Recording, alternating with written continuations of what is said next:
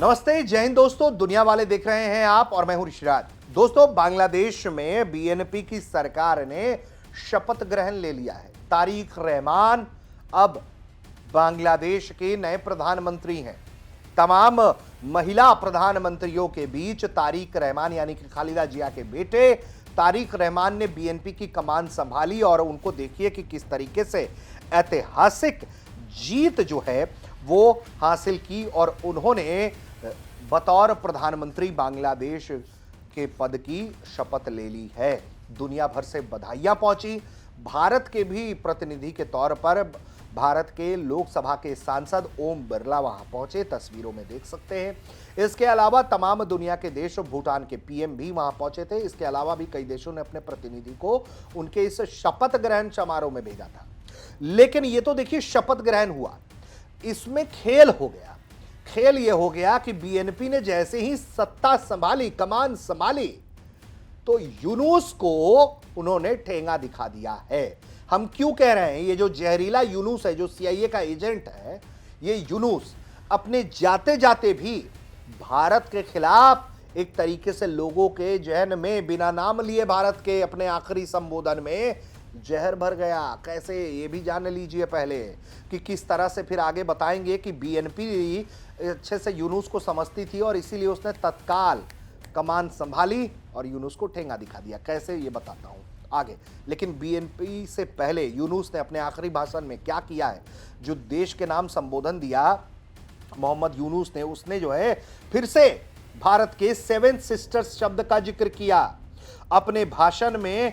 वो वैसे तो नेपाल, भूटान का जिक्र करते हैं, देश का नाम लेते हैं, लेकिन जब बात भारत की आती है तो भारत का नाम नहीं लेते हैं, लेकिन 7 सिस्टर्स को एक साझा रूप से नेपाल और भूटान को जोड़ते हुए 7 सिस्टर्स को साझा रूप से पेश करते हैं।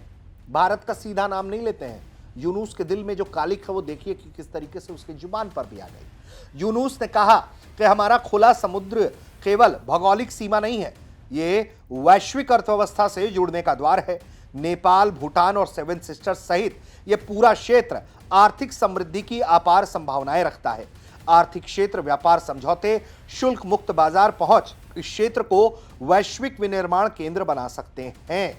अपने आखिरी भाषण में इस तरह का जहर, जो भारत का नाम लिए बिना सिर्फ 7 सिस्टर्स को टारगेट करना जो है, हम क्यों कह रहे हैं टारगेट कर रहे हैं, क्योंकि पहले भी बांग्लादेश की जो अंतरिम सरकार थी, मोहम्मद यूनुस उसके प्रमुख सलाहकार थे। वो जब 2025 में मार्च अप्रैल के 25 में जब वो अपने 4 दिनों की बीजिंग यात्रा पर गए थे तो सहयोग बढ़ाने की बात कर रहे थे। वहां भी उन्होंने भारत का नाम नहीं लेते हुए कहा कि 7 पूर्वोत्तर राज्यों का जिक्र किया और कहा कि ये राज्य समुद्र से जुड़े नहीं है। चीन बांग्लादेश के रास्ते वहां तक अपने संपर्क और व्यापार का विस्तार कर सकता है, यानी कि चिकन नेक कॉरिडोर और 7 सिस्टर्स को लेकर जो है उसके दिल का कालिक ये यूनुस का सामने आ गया। अब बताते हैं कि कैसे जो है यूनुस को बीएनपी ने ठेंगा दिखा दिया है सत्ता में आते ही। कैसे दिखाया है ये भी आपको हम बड़ा दिलचस्प वाकया है, देखिए बताते हैं। हुआ क्या कि ये जो यूनुस है वो चाहता था कि अपनी चलाए, बीएनपी को अपने प्रभाव में रखे, लेकिन बीएनपी ने क्या किया कि मोहम्मद यूनुस के नेतृत्व वाली अंतरिम सरकार के उस प्रस्ताव को ही ठुकरा दिया जिसमें मोहम्मद यूनुस चाहते थे कि सांसदों को संसद सदस्य के साथ साथ नए संविधान सुधार परिषद के सदस्य के रूप में एक शपथ लेने को कहा गया। यह परिषद चुनाव के साथ कराए गए जनमत संग्रह के अनुरूप संविधान में बदलाव करने के लिए प्रस्तावित किए गए थे। शपथ ग्रहण समारोह से ठीक पहले वरिष्ठ नेता बीएनपी के सलाउद्दीन अहमद ने तारिक रहमान की मौजूदगी में पार्टी का यह फैसला घोषित किया कि इसके बाद जो है बीएनपी सांसदों ने केवल बांग्लादेश संसद के सदस्य के रूप में शपथ लिया। पार्टी का कहना है कि ये जो संविधान सुधार परिषद का प्रावधान है मौजूदा संविधान का हिस्सा ही नहीं है। इस पर विस्तृत विचार विमर्श की आवश्यकता है, उसके बाद ही तो लागू करेंगे, अभी कैसे लागू कर दे। तो ये जो मोहम्मद यूनुस जो है अपना नंबर स्कोर करने की कोशिश कर रहा था वो फेल कर दिया बीएनपी ने। अब बीएनपी को लेकर जो है डोरे पाकिस्तान भी डाल रहा है। जो पाकिस्तान की मीडिया है, जियो टीवी हो गया या तमाम जो ट्रिब्यून हो गया, लेख लिखने वाले लोग हो गए, वो ये कह रहे हैं कि भारत के सामने चुनौती, इस्लामाबाद के सामने मौका। यानी कि बीएनपी का आना कहीं से भी, बीएनपी कभी भी पाकिस्तान सिंपथाइजर नहीं रही है, जमाती रहे हैं। पाकिस्तान को यह लगता था कि जमात सत्ता में आएगी तो उसके लिए दरवाजे खुल जाएंगे। यूनुस भी पाकिस्तान इंक्लाइंड था, सीए का बंदा था, तो यह सब चल रहा था बॉस। लेकिन बीएनपी को लेकर भी पाकिस्तान हार मानने को राजी नहीं है। वो उसको लल्लू चप्पू कर रहा है और लगातार जो है उसके पक्ष में, उसके समर्थन में या माहौल बनाने के लिए वो इस तरह की बातें कर रहा है। वो आर्टिकल्स लिख रहा है कि भैया बढ़िया मौका है, दोस्ती जो है वो आगे बढ़ाई जा सके। देखिए, बीएनपी जमात की तरह पाकिस्तान के करीब नहीं है, लेकिन पाकिस्तान अपना नरम रुख जो है इसको लेकर अपनाए हुए है, क्योंकि उसे उम्मीद है कि पाकिस्तान जो है कहीं ना कहीं शेख हसीना के कार्यकाल से तो बेहतर ही रिश्ते स्थापित कर पाएगा बीएनपी के साथ। क्योंकि शेख हसीना तो पाकिस्तान को फूटे आंख नहीं भाती थी और शेख हसीना ने जो है उनके रहते हुए पाकिस्तान की दुर्गति थी। बांग्लादेश में पाकिस्तान के साथ बिल्कुल निम्न स्तर के रिश्ते थे।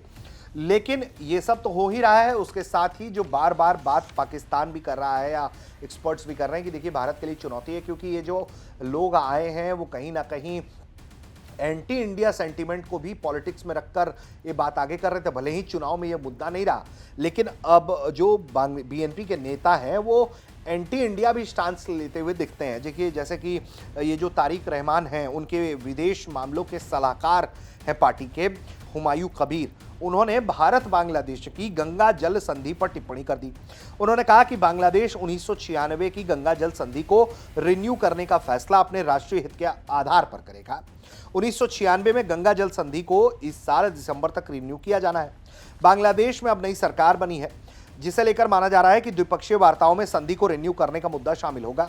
बांग्लादेश में जो है कई तरह के इसको लेकर विचार चल रहे थे और इसको रिन्यू जो है वो बांग्लादेश कह रहा है कि जी हम अपने शर्त पर करेंगे। ऐसा नहीं है कि इसको लेकर कभी और बात नहीं हुई है, लेकिन दोनों देश अपने साझा हितों को ध्यान में रखकर करेंगे। ये टोन जो है वो थोड़ा अच्छा नहीं है, क्योंकि दोनों देशों का साझा हित की बात नहीं हो रही है। बांग्लादेश कह रहा है कि भैया हम तो देखेंगे अपना, आप लोग अपना देख लो, टाइप से वाला जो बयान है उनका। ये थोड़ा चिंता की लकीर है कि भाई ये लोग किस दिशा में जा रहे हैं, क्या यूनुस की लाइन ऑफ पॉलिटिक्स को ये फॉलो करेंगे। इसके अलावा बांग्लादेश में इस बात को पूरी दुनिया समझ रही है कि किस तरह से वहां पर हिंदुओं को निशाना बनाया जा रहा है। लेकिन जो बीएनपी के नेता हैं वो ये कह रहे हैं कि जी हमारे यहाँ सब चंगा सी, भारत को अपने यहाँ देखना चाहिए कि अल्पसंख्यकों पर किस तरह का बर्ताव हो रहा है। तो इस तरह का स्टांस ये लोग जो है वो यहाँ के लिए भी लेते हुए दिख रहे हैं। तो बड़ी चिंताजनक स्थिति है और शपथ ग्रहण समारोह हो चुका है। प्रधानमंत्री तारिक रहमान बन चुके हैं, उनको दुनिया भर से बधाइयाँ पहुँच रही हैं। दुनिया भर के तमाम लीडर्स वहाँ पहुँचे हुए थे उनके शपथ ग्रहण समारोह के साक्षी बनने के लिए। तो आखिरकार एक लंबे क्यास के बाद जो है बांग्लादेश में बीएनपी की वापसी होती है, तारिक रहमान को सत्ता की चाबी मिल जाती है। उन्होंने कहा है तारिक रहमान की जो पॉलिसी रहेगी वो ये रहेगी कि बांग्लादेश पहले, पाकिस्तान और भारत जो है उसके बाद देश के आधार पर फैसले किए जाएंगे। लेकिन भारत की नज़र लगातार बनी हुई है कि बीएनपी आखिर करेगी क्या, क्या रुख रहेगा। लेकिन ये जो लाइन ऑफ पॉलिटिक्स है और यूनुस को भी जिस तरीके से बीएनपी ने किनारे किया है और जिस तरह से भारत पर भी बयान दिया है, पाकिस्तान जिस तरह से डोरे डाल रहा है, तो एक बहुत कॉम्प्लेक्स जियो पॉलिटिकल सिनेरियो है। और इस सिनेरियो में कुछ कुछ हासिल करने की कोशिश है। किसको हासिल होगा, किसको क्या मिलेगा, ये देखना होगा। लेकिन फिलहाल बांग्लादेश में नई सरकार है, नई सरकार में कई तरह की राय है और कम से कम ये जो यूनुस है, जो सीआईए का बंदा था, उसकी विदाई अब तय हो गई है लगभग। लेकिन उसके जाते जाते भी उसने जो जहर उगलने का काम किया, भारत विरोधी रुख जो अपनाया, उसको कहीं ना कहीं भारत को हमेशा अपने ध्यान में रखना पड़ेगा कि कहीं ऐसा तो नहीं है कि जो सरकार आ रही है वो भी इस पॉलिसी को आगे कैरी फॉरवर्ड कर ले। और तो और सबसे बड़ी बात यह है कि बीएनपी भी हालांकि यूनुस को पसंद नहीं करती है, ये भी दिखाई पड़ रहा है। तो कुल मिलाकर कॉम्प्लेक्स स्थिति है। नजरें लगातार हम भी बनाए हुए हैं। आप देखते रहिए दुनिया वाले। धन्यवाद।